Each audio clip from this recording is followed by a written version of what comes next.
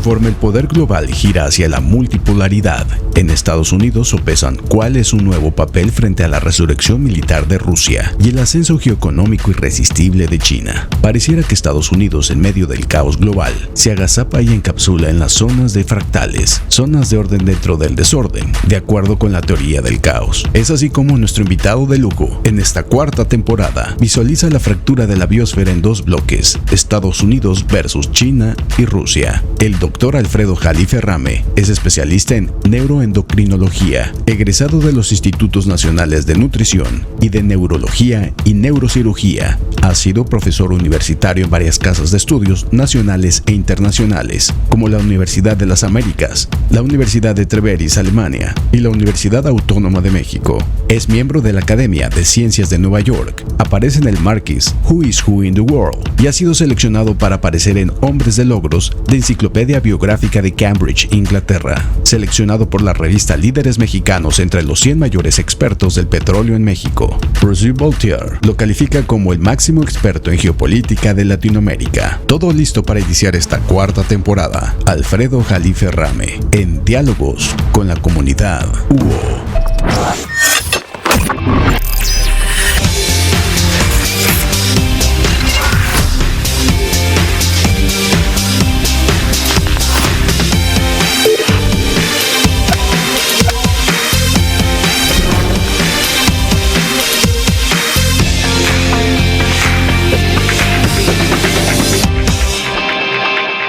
Bienvenidos a este primer diálogo de nuestra cuarta temporada.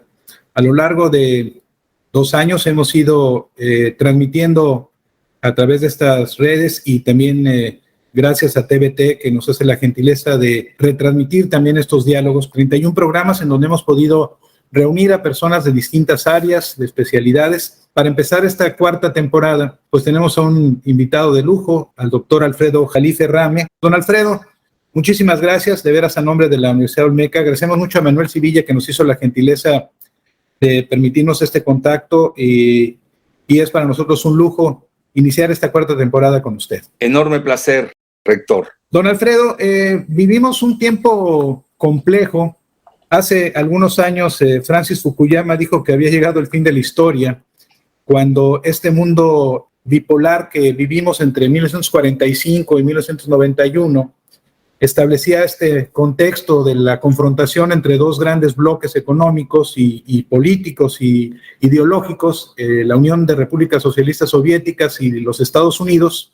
Y cuando viene la caída del muro de Berlín en el 89 y luego la desintegración de la URSS, pues quedó este mundo hegemónico encabezado por Estados Unidos y el triunfo que festinó de manera muy importante Ronald Reagan, ¿no?, que había impulsado esta Guerra de las Galaxias para terminar con este periodo, y pues esta visión de futuro de Mikhail Gorbachev, de una aldea global, y todo esto se desintegró.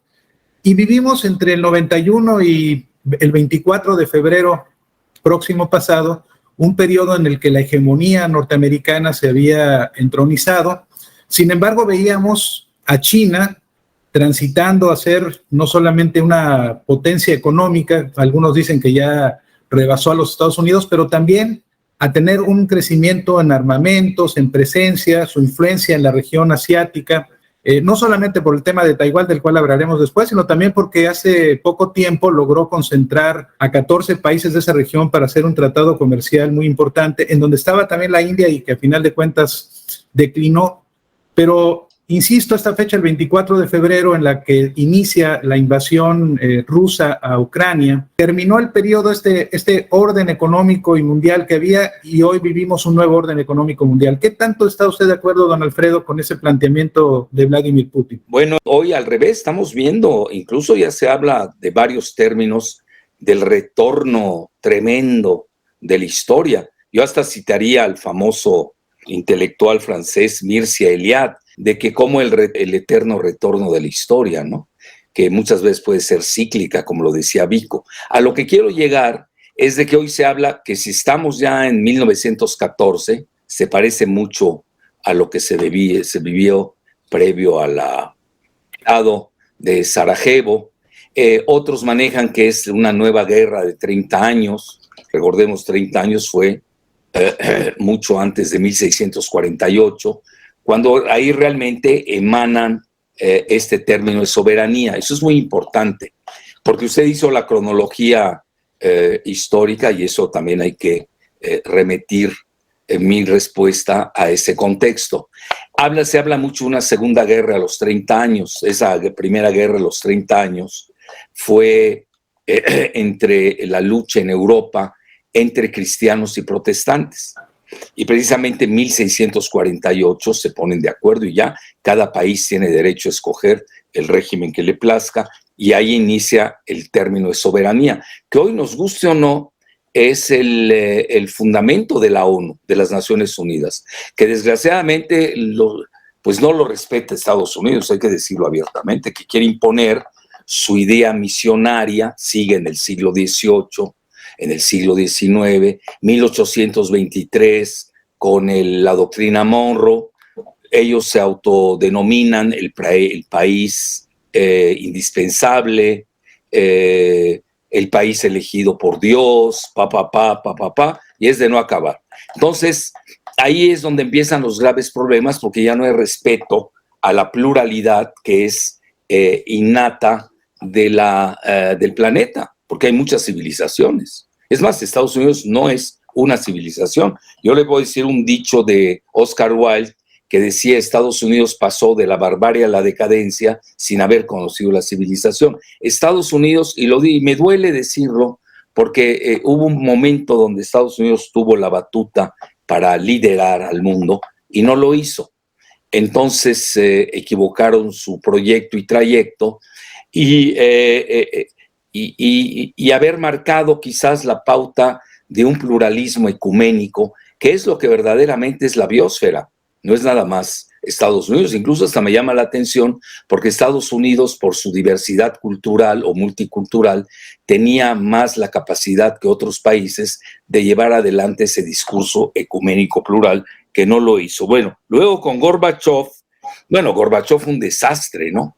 Es decir, no solamente los estadounidenses tienen desastres, sumado con Yeltsin, pues fueron muy, muy cándidos, para decir una palabra muy suave, se sometieron totalmente a Estados Unidos, a grado tal que hasta dirigieron su economía. Y luego, pues es cuando llega el que llamamos el zar Vladimir Putin, precisamente a finales de 1999, principios del 2000, porque ya estaban destruyendo a la URSS, que ya se había convertido en Rusia. Entonces, yo le diría, fíjese, y ayer que estaba dando mi curso de geopolítica en la UNAM, estábamos revisando mis apuntes de hace 20 años, y lo digo con humildad de rigor. No, el 24 de febrero acentúa y agudiza las tendencias que ya venían. Si nosotros revisamos bien, ya el mundo estaba fracturado, pero lo que pasa, no habían roto al grado de tener sanciones, ya exorcizar al otro, no quererse reunirse con el otro. Estoy hablando en términos sartrianos, pero ya se venía dando. Y si usted me pregunta una fecha, yo se la doy: 2008, cuando viene la quiebra de Lehman Brothers, porque también hay que abordar al mundo en una forma multidimensional. Y es el discurso famoso de Vladimir Putin en la conferencia muy famosa de seguridad de Múnich, si no me equivoco es el mismo año, de 2008, donde ahí les advirtió, pero se cansó de advertir. Lleva 14 años advirtiendo Putin lo que sucedió el 24 de febrero, y no ha variado la conformación que ya se venía a venir de una fractura. Por un lado, en la ONU lo estamos viendo, en el Consejo de Seguridad, 5 miembros permanentes. Por un lado está Estados Unidos, aliado de Francia y Gran Bretaña, versus China y Rusia. Pero si lo vemos también en términos hoy regionales, hoy como ya se da, hoy estamos viviendo una bipolaridad geoestratégica bipolar. Por un lado, Estados Unidos con la OTAN y la Unión Europea, que va a ser la gran perdedora la Unión Europea, y frente a esta complementariedad euroasiática de Rusia y China. Pero sí quería abordar de que para mí el 24 de febrero no es tan importante como se quiere ver, porque ya estaba la guerra, ya había iniciado la guerra de los chips con Trump, ya había iniciado la guerra comercial de Obama contra China cuando crea el tratado, el Trans-Pacific Partnership, la asociación transpacífica, igual la otra asociación con el Atlántico que no funcionó, la otra que era a nivel global que se llama TISA y fracasaron. Si usted me preguntase, y aunque no me lo pregunte, se lo digo con confianza, el quien se equivocó rotundamente y se lo van a reclamar en los anales de historia, si es que le importa a alguien la historia, porque como alguien dijo en una ocasión, pues si ya pasó, a mí ya ni me interesa, ¿no? Entonces, yo creo que el quien se equivocó rotundamente fue Obama. ¿Por qué razón? Porque arrojó a los brazos mutuos de Rusia y China. Primero que nada, al estar perjudicando a Rusia, y la segunda, al estar cercando a China con estos tratados comerciales. La mejor prueba es el Trans-Pacific Partnership, el TPP, donde no venía China, claro. Y sí venía México. México a todo lo que le ordena Estados Unidos, ¿no? Y Chile también, ¿no? Bueno, y Chile ya no se diga, ¿no? Antes de este movimiento. Entonces, ahí yo creo que hay que verlo, y lo que usted señala muy bien del RCEP, que ahí vienen las frases, y a veces hay que ver la lingüística geopolítica muchas veces se adelanta a los eventos y nos marca y condensa las estructuras que ya están consolidándose. La famosa palabra RCEP. ¿Qué quiere decir en inglés? Regional, ahí está la primera palabra. Ya estamos en un mundo donde se van a hacer bloques regionales, pero en torno a estos dos grandes ejes. Eso es importante entenderlo. Lo que es Estados Unidos, yo ya ni cito a la OTAN, porque Estados Unidos es la OTAN, la Unión Europea, a mí me duele, yo soy eurocéntrico, eurófilo, todo lo que le sigue, pero pues perdieron, se equivocaron, esa es sin duda alguna, o al menos que Estados Unidos ya quiera acabar con el euro, y esta haya sido su coartada perfecta. Yo no quiero ser determinista, pero sí planteo las dos hipótesis. Ese tema de la visión no siempre aceptada cuando se configura la Unión Europea, sobre todo a partir del Tratado de Maastricht, sí. El tema del euro. Creo que nunca Estados Unidos estuvo muy convencido, ¿no?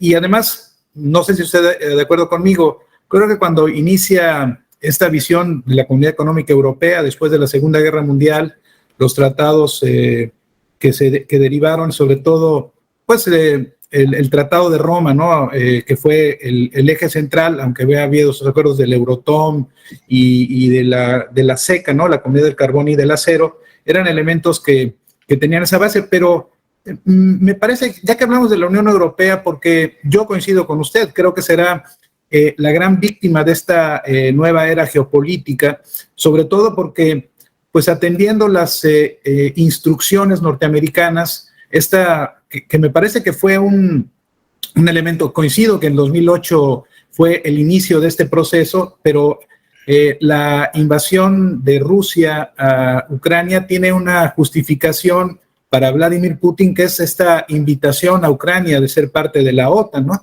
Y ahora en una especie de fast track que no sé cuándo se va a concretar, porque entre ellos Turquía creo que no estará muy de acuerdo, que lleva varios años intentando ingresar a la Unión Europea, y ahora resulta que Ucrania lo puede hacer de manera muy rápida, ¿no? Como también la incorporación de Suecia y Finlandia a la OTAN.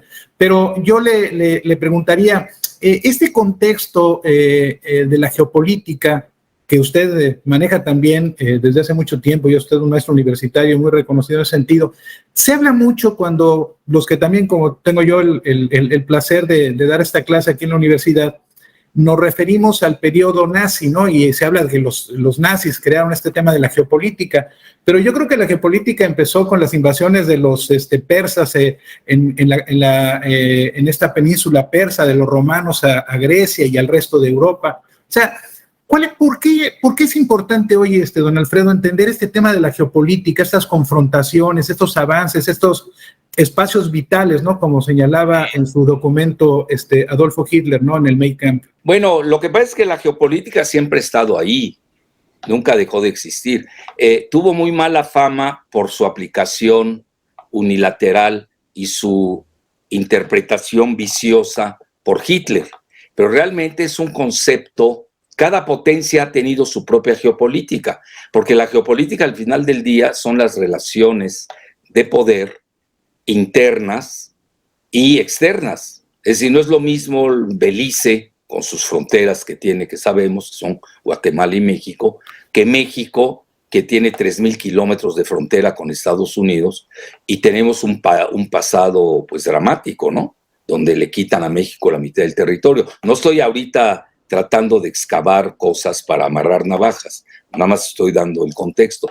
Pero yo diría que a nivel occidental, la geopolítica ya había iniciado, la habían manejado los suecos, Gjellen, lo había manejado Ratzel, mucho, y luego lo toman Haushofer, toda la escuela alemana, y le da ese viso de espacio vital, porque estaba muy de moda en el siglo XIX y XVIII, pues el darwinismo, y ya veían que la geografía es tan viviente como cualquier ser humano. Eso es fascinante. Nada más que ahí vienen las interpretaciones, ¿no? Y al final del día se desprenden varias, yo diría, a nivel más holístico, lo que se llama la geoestrategia, que ahí no caben muchos. Porque, por ejemplo, de los 193 países, que todos son muy respetables, sí, pero como decía Orwell, ¿no? En Animal Farm, Sí, la rebelión en la granja. En la granja. Pues entonces, realmente hoy la geoestrategia, la real, son 3 países. Son Estados Unidos, Rusia y China. Se habló en términos económicos de una triada del comercio internacional, Sí. Que cada uno de sus vértices tenía Estados Unidos, era Japón en ese primer momento y luego lo desplazó. Ahora la trilateral, ya ve que manejaron mucho el término. Y la Unión Europea, encabezada de alguna manera por Alemania. Alemania, Japón y Estados Unidos. Sí. Porque no tenían a nadie enfrente. Pero a partir de que, bueno, algo pasó que no se sabe a nivel secreto. Nosotros tenemos el libro de Kissinger, On China, Sí. Que es el primero que visita y luego lo sigue Nixon en 1972, precisamente para desprender a China de su alianza con la URSS. Realmente ahí es donde gana Estados Unidos la Guerra Fría, que la estaba perdiendo en Vietnam. Eso es importante. Pues el mismo año en el que reanuda relaciones con China es la firma del Tratado de París aceptando la derrota en Vietnam, ¿no? Bueno, ahí está, 1979 con Brzezinski y Jimmy Carter, donde ya aceptan el One China Policy, la política de una sola China. Pero haciendo el paréntesis, no perdamos de vista que la visión occidental hoy preponderante, y ahorita para regresar a lo que usted está planteando,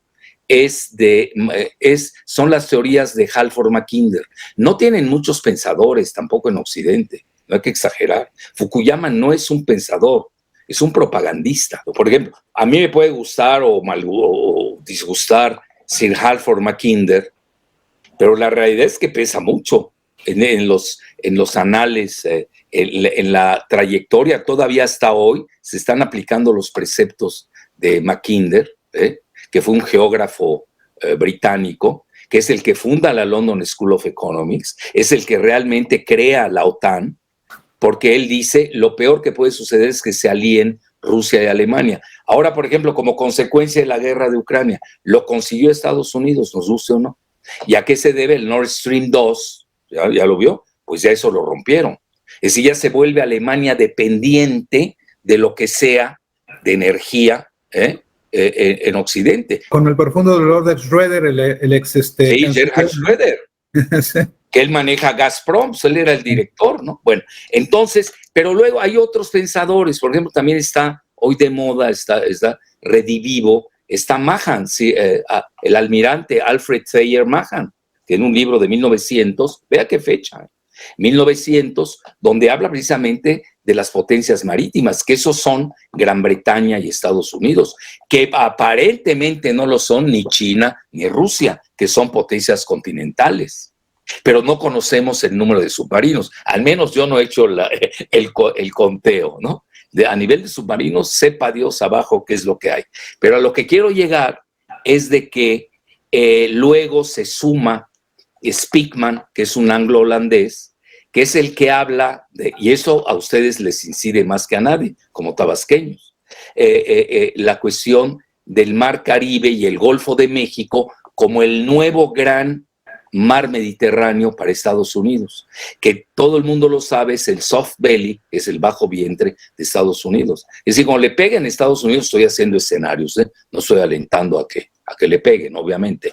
No va a ser en el Pacífico, va a ser en el Golfo de México. Por eso la relevancia de Cuba, la crisis de los misiles en 1962, porque todos están concatenados. Entonces hoy estamos ante una situación donde siguen vigentes las teorías de Mackinder, nos guste o no, mezcladas de Mahan y de Speakman.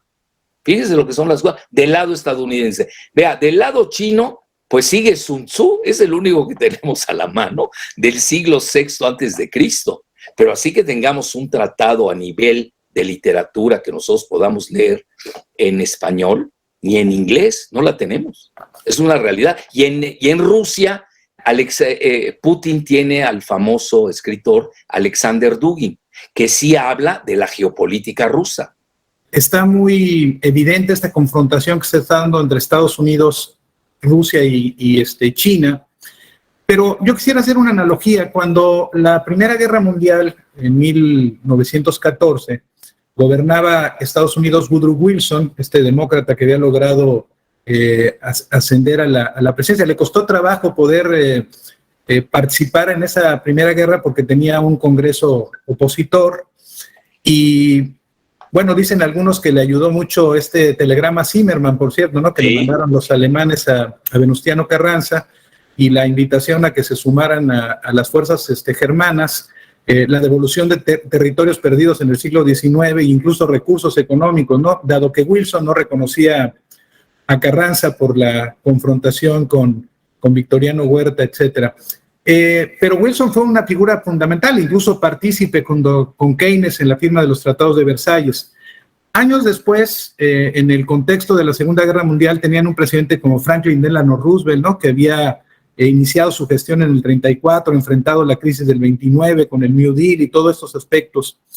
Hoy, en este contexto que pareciera, ¿no? Podernos acercar a un conflicto bélico, no sé si la Tercera Guerra Mundial, me parece que Estados Unidos no está en el mejor momento con un presidente como Joe Biden, que confronta al interior de los Estados Unidos este conservadurismo y este radicalismo que impulsa Donald Trump.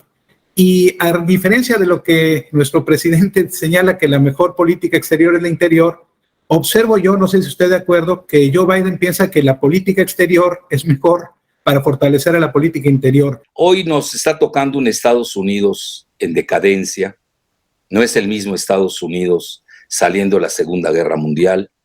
Lo digo en términos unidimensionales, que no es correcto.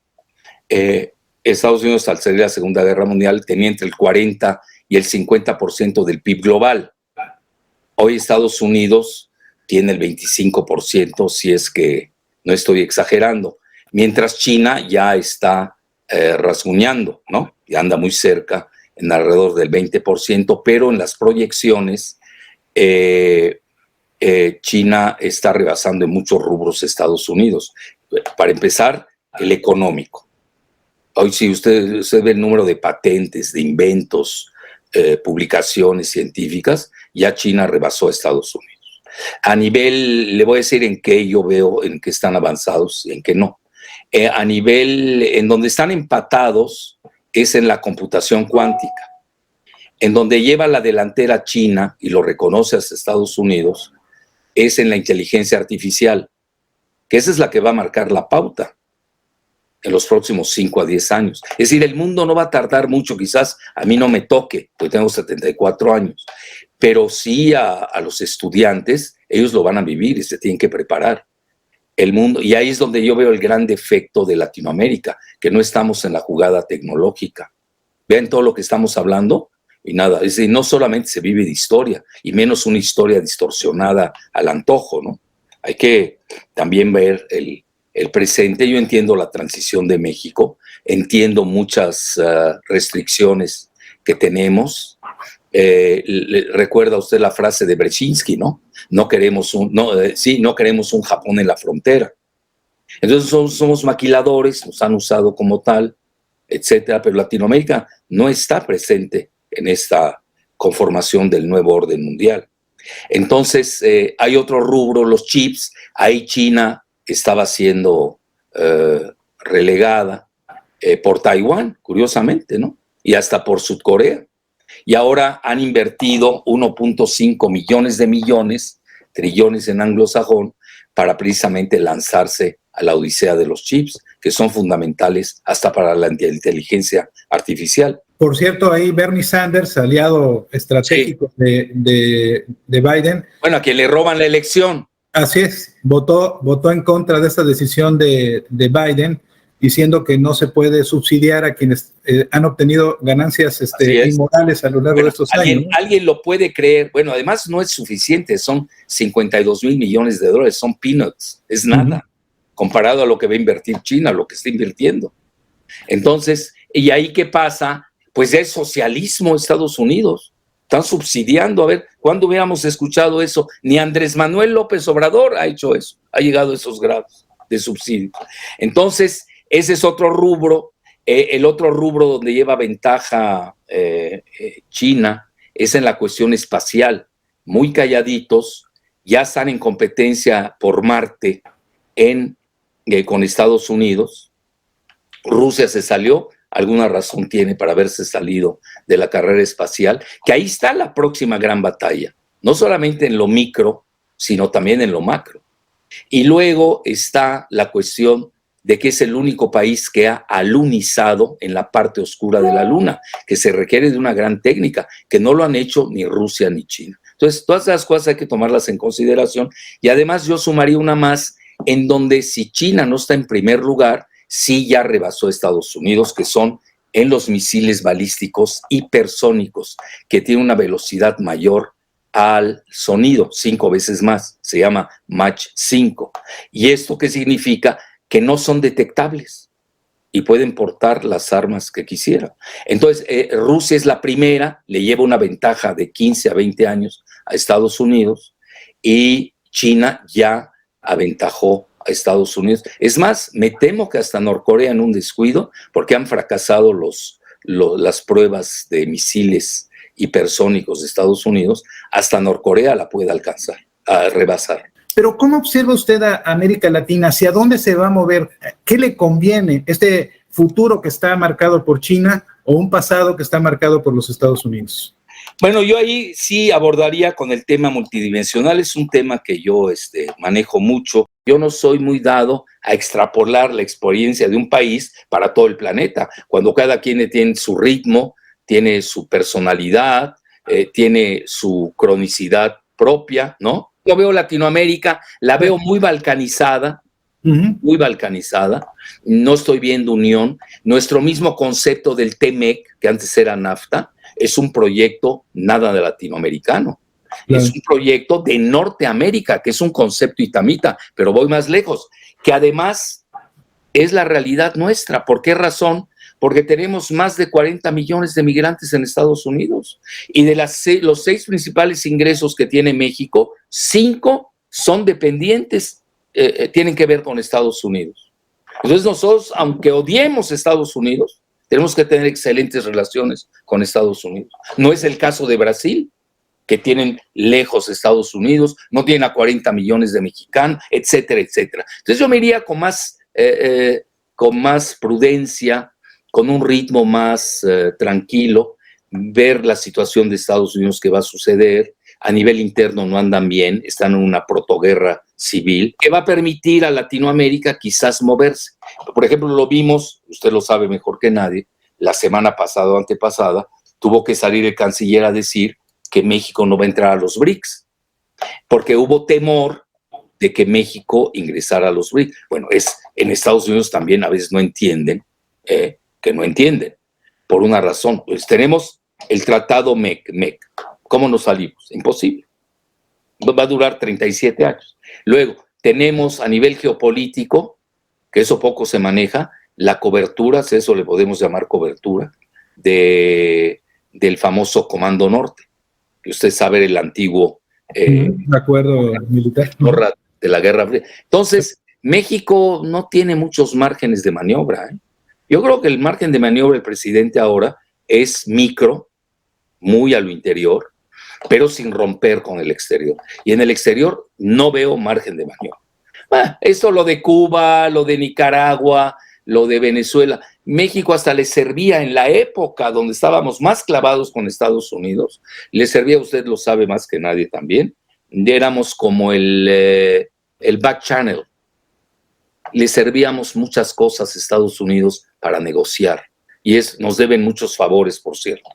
En los años 70, cuando yo era estudiante de la UNAM, un libro fundamental y que a mí me parece que es esencial, de Herbert Marcuse, El hombre unidimensional. ¿Usted recomendaría hoy a los jóvenes universitarios releer este libro para entender este tema de la unidimensionalidad en un contexto en donde hoy no podemos tener esa visión única que nos señaló el tiempo de la Guerra Fría? Vea, usted como rector y yo como profesor universitario de posgrado, ya con 22 años en la UNAM, todavía no me corren, yo diría que hay que estudiar los mejores libros de los periodos clave. Ningún libro sale sobrando. Yo, por ejemplo, yo soy un lector asiduo de los presocráticos, de los tres grandes griegos, que es forma del pensamiento occidental, nos guste o no.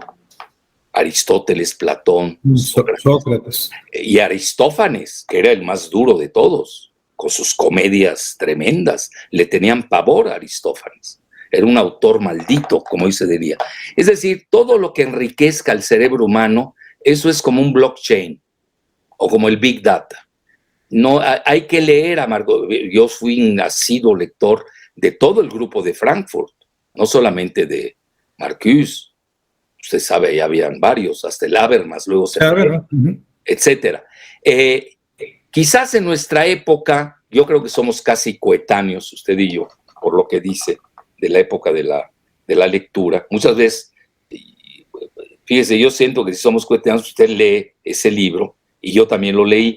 Entonces quiere decir que sí teníamos. Y hay modas a veces universitarias. Por ejemplo, dijo usted lo de la sociedad líquida, ahorita está de moda, de Sigmund, ¿no? Etcétera.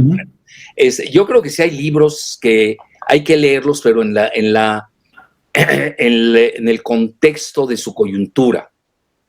Y obviamente abrevar y ver cómo ha ido dinamizándose, cómo ha ido evolucionando o involucionando el pensamiento humano. Problema de ese tipo de lecturas nuestras. Ahora, los alemanes son los grandes filósofos de Occidente, hoy, en la modernidad. Y eso que ya hay muy pocos, ¿no? Ahorita realmente el máximo ahorita es Sloterdijk, pero yo soy muy aficionado a la filosofía. Entonces Sloterdijk es muy polémico, pero es que no hay filósofos. Y usted se da cuenta, y se lo voy a decir a un rector de un estado, y además contiguo de otro estado, donde proliferan los poetas. Hoy ya no hay poesía en el mundo del siglo XXI. Ya no tenemos filósofos. Nadie está pensando en esos términos humanos, porque la poesía y la filosofía son la música del pensamiento. Es decir, se necesita esa música para atenuar ese salvajismo inherente que tenemos, que desde hoy lo vemos, está totalmente descontrolado. Acaba de escribir Kissinger, yo lo escribí ayer en la jornada, que ya Estados Unidos está al borde de la guerra contra Rusia y China. Estamos a un segundo, ya el boletín de los científicos estadounidenses, un segundo, antes eran 5 minutos y nos asustábamos. En cualquier momento se desata una guerra nuclear. Ahora, alguien me puede preguntar si estamos ya en la Tercera Guerra Mundial. Sí, hay que decirlo abiertamente, sí, pero es diferente a la Segunda y la Primera. Hoy esta guerra, y lo digo con humildad y rigor, yo aporté esa idea, que me la adoptaron los rusos, por cierto, lo dije antes de la intervención a Ucrania. Es la primera guerra híbrida mundial. porque tiene muchos componentes.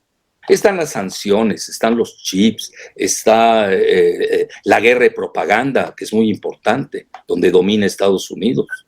Entonces, por eso hoy, ¿qué se le recomienda hoy a los alumnos? Bueno, primero que nada, que entiendan la estructura del mundo. Vean, todo lo que le dije ahora, y no abordé el pensamiento persa, no abordé el pensamiento árabe, el pensamiento islámico, el pensamiento ruso, el pensamiento chino, el pensamiento de los indios. Es decir, hay grandes pensadores en la escala humana, y a nosotros nos toca vivir nuestra geografía y tenemos una geopolítica de la lectura. Bueno, don Alfredo, pues siendo respetuoso de su tiempo, pero con todo el dolor, y espero que pronto podamos tener otro diálogo y que lo tengamos aquí en la Universidad Olmeca para que nos deleite con su plática, su experiencia, su cultura. Pero le agradezco muchísimo, don Alfredo, que nos haya hecho la gentileza de inaugurar esta 4ª temporada de nuestros diálogos con la comunidad de la Universidad Olmeca. Estoy seguro de que quienes nos escuchan, no solamente al interior de la universidad, sino también en nuestras redes sociales, a través de TVT, pues quedaron prendidos y obviamente, bueno, usted ha dado muchas conferencias aquí en el estado y lo escuchamos de manera recurrente en telereportaje, pero es un placer, don Alfredo, y de verdad le agradecemos mucho que nos haya hecho la gentileza, don Alfredo, de estar con nosotros. Un placer. Y además con el cariño que yo le tengo a Tabasco y a los olmecas. Bueno, pues cuando venga usted acá y a esta universidad que también se llama Olmeca, nos dará mucho gusto tenerlo. Le mando un abrazo afectuoso. Gracias, lo mejor. La gratitud plena de todos nosotros. Encantado, lo mejor. Muchas gracias por estar con nosotros y hasta la próxima.